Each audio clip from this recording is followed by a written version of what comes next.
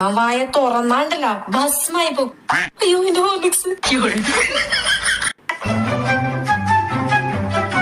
കറികൾക്കാവശ്യം ഉപ്പ്, അത് കൂടി പോയാ തെറ്റ്. എന്തൊരു ഉപ്പാ മോളേത്? കറിയിൽ ഒരു ലേശം ഉപ്പ് കൂടിയാണ് എന്നെ ഇങ്ങനെ പറഞ്ഞത്. ഇത് സ്റ്റാറ്റസ് എന്തായാലും ഇടണം. എല്ലാവർക്കും ഞാൻ എന്താ ഉണ്ടാക്കിയെന്ന് അറിയേണ്ടത്, പക്ഷെ എന്റെ അമ്മയ്ക്ക് മാത്രാ ഞാൻ കഴിച്ചോന്ന് അറിയേണ്ടത്.